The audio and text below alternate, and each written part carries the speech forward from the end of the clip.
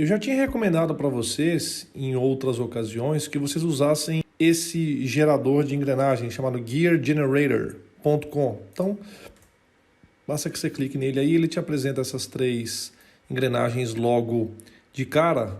Por favor, vamos trocar agora sim, cor preta, por favor, né?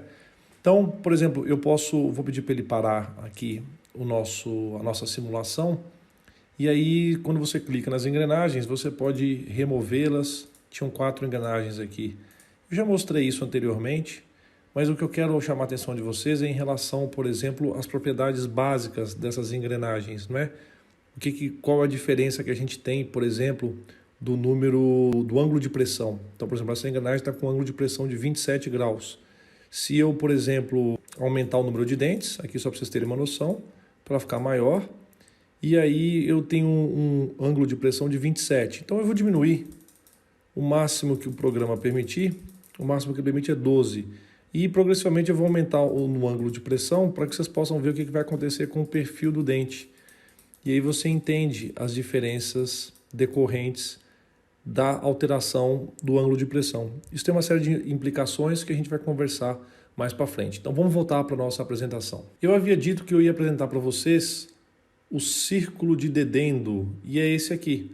O círculo de Dedendo é o círculo relacionado ao diâmetro interno, ou também chamado de círculo de raiz. Então eu mostrei aqui para vocês, é o círculo literalmente aqui que fica no pé do dente. E eu fiz esse círculo somente na engrenagem na coroa, porque ia ficar muito feio eu colocar aqui em cinza clarinho o do pinhão. E aí eu vou recorrer também a um modelo tridimensional para apresentar para vocês o complemento da geometria básica dessas engrenagens. Nesse modelo tridimensional, eu consigo fazer uma série de visualizações que são muito interessantes e nos ajudam bastante a entender quais são os fatores que compõem aí a geometria e a terminologia atribuída às engrenagens cilíndricas de dentes retos. Então eu queria começar aqui com o número 1.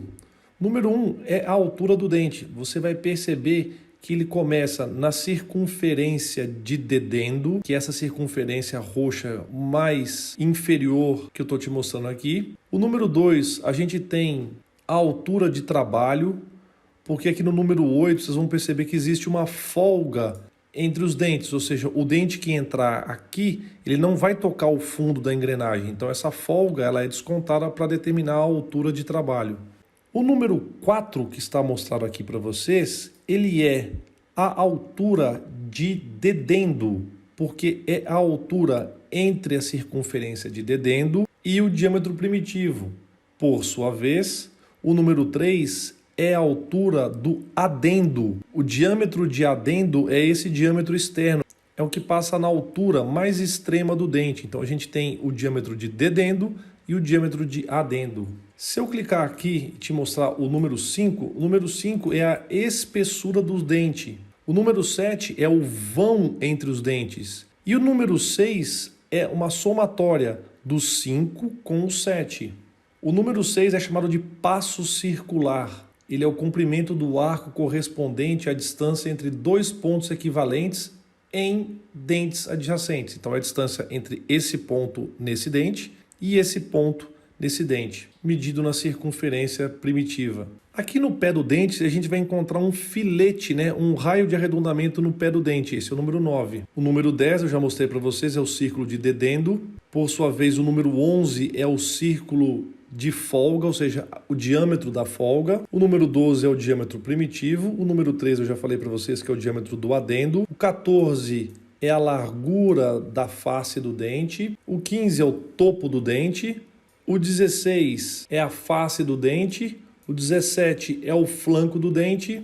E o número 18 é o fundo do dente. Então aqui eu estou te apresentando a descrição retirada do livro do Shigley. Então se você quiser dar uma paradinha aí, por favor, e confere item por item. Antes de você fazer uma parada, eu quero mostrar para vocês que tem uma fórmula bem importante que define o passo circular. Ela é calculada como sendo π vezes d dividido pelo número de dentes. Ou seja, fica π vezes m e também é a soma da espessura com o vão dos dentes. Então dá uma paradinha, por favor, e analisa item a item.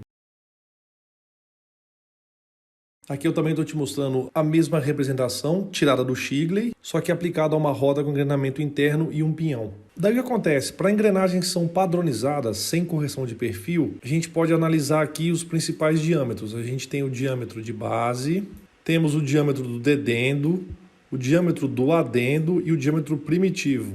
E aí eu vou mostrar algumas formulações para vocês. A gente sabe que o diâmetro primitivo, o que a gente chama de D, é o módulo vezes o número de dentes. O diâmetro de base é o diâmetro primitivo vezes o cosseno do ângulo de pressão, alfa. E o diâmetro do adendo vai ser o diâmetro primitivo mais 2 vezes a altura, HA. Então fica o módulo vezes o número de dentes mais 2 vezes o módulo. Ou seja, fica o módulo vezes Z mais 2. Esse é o diâmetro de dedendo, é para baixo. Então nós não temos preocupação em relação a isso, porque são engrenagens padronizadas. E aqui eu mostro as alturas para vocês. Vocês têm que se lembrar que a altura de dedendo ela vai até o fundo do dente, ou seja, a altura de dedendo inclui inclusive a folga. E para engrenagens padronizadas, a gente parte do pressuposto que a altura do adendo é igual ao módulo e a altura do dedendo também é igual ao módulo. A folga no pé do dente ela é calculada como sendo uma parcela do módulo, ou seja, selinha vezes o módulo, e a gente costuma usar selinha entre 0,10 e 0,25. Então assiste o próximo vídeo onde a gente vai continuar com essa questão das nomenclaturas. Até daqui a pouquinho.